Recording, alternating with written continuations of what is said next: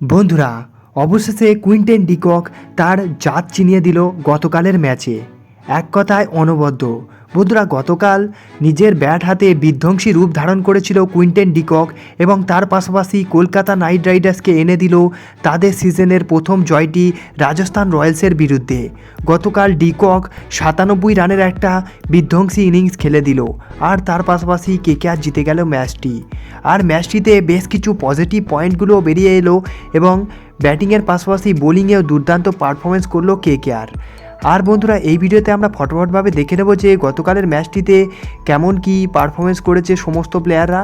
তাই তোমরা ভিডিওটি অবশ্যই শেষ পর্যন্ত দেখো, এবং তোমরা যদি আমার চ্যানেলে নতুন হয়ে থাকো এবং ভবিষ্যতে ক্রিকেট দিয়েতে তথা আইপিএল এবং কেকেআরের সমস্ত নিউজ সবার আগে বাংলায় পেতে চাও, তাহলে চ্যানেলটিকে অবশ্যই করে দাও সাবস্ক্রাইব। এবং তোমরা যদি কেকেআরের একজন ডাইহার্ট ফ্যান হয়ে থাকো, তাহলে ভিডিওটিকে অবশ্যই করে দাও একটা লাইক। চলো ভিডিওতে আগে যাওয়া যাক।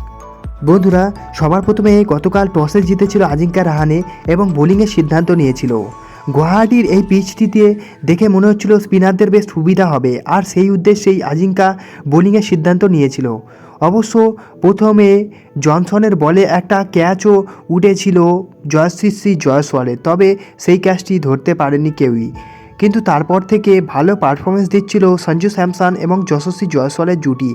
তবে স্যামসনকে আউট করে বৈভব অরোরা এই দুজনের জুটি ভেঙে দিয়েছিল এবং 5 ওভারে অবশ্য 50 রান করে ফেলেছিল রাজস্থান রয়্যালস।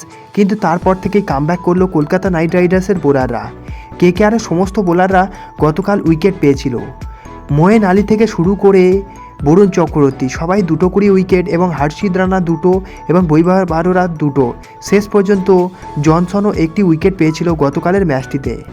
আর বন্ধুরা, কেকেআরের দুরন্ত বোলিং পারফরমেন্সের দরুন আর শেষ পর্যন্ত কেকেআরের সামনে 153 রানের টার্গেটটি রাখতে সক্ষম হয়েছিল। আর ব্যাটিং করতে নেমে তো দুর্দান্ত ফর্মে ছিল প্রথম থেকেই কুইন্টেন ডিকক।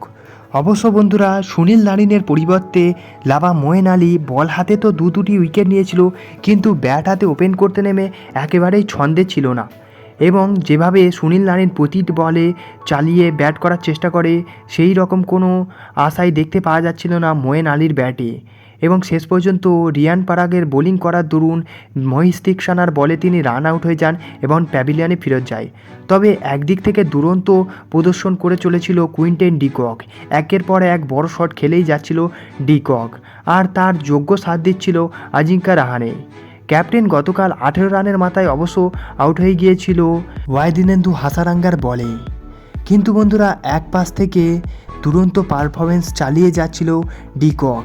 একের পর এক বড় শট খেলে যাচ্ছিল এবং তার পাশাপাশি যোগ্য সাথ দিয়েছিল 20 বছর বয়সী অঙ্ক্রিস রঘুবংশী।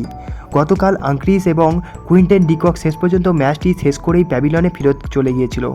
অবশ্য বন্ধুরা, সকলে আশা করেছিল হয়তো 100 রানটি করে ফেলবে কুইন্টেন ডিকক এবং কলকাতার হয়ে 4র্থতম 100 রানটি তার নামেই থাকবে। তবে সেটা আর হলো কই। শেষ বলে অবশ্য একটি বিরাট 6 মেরেছিল কুইন্টেন ডিকক, তবে শেষ রক্ষা হয়নি। 97 রানের মাথায় নিজের ইনিংসটি শেষ করতে হয়েছিল কুইন্টেন ডিকককে। আর যদি একটি বল থাকতো, তাহলে হয়তো ডিকক তার নিজের 100 রানটি করতে পারত। বন্ধুরা, যাই হোক, কলকাতা নাইট রাইডার্স ম্যাচটি জিতে গিয়েছে এবং নিজের এই সিজনের প্রথম ম্যাচটি জিতে পয়েন্টস টেবিলে 2 পয়েন্ট নিয়ে কলকাতা নাইট রাইডার্স এখন 4র্থতম স্থানে দাঁড়িয়ে রয়েছে। বন্ধুরা, আশা করা যাচ্ছে গত বছরের ন্যায় এবছরেও কলকাতা নাইট রাইডার্স নিজেদের এই সেশনটি ভালো করবে এবং আইপিএল চ্যাম্পিয়ন হয়ে উঠবে। বন্ধুরা, তোমাদের কি মনে হয় কলকাতা ফের কি এবছর আইপিএল চ্যাম্পিয়ন হতে পারে? বন্ধুরা, তোমাদের মতামত অবশ্যই কমেন্টে জানাতে পারো এবং দেখা হচ্ছে অন্য কোনো ভিডিওতে। ততক্ষণের জন্য বাই বাই।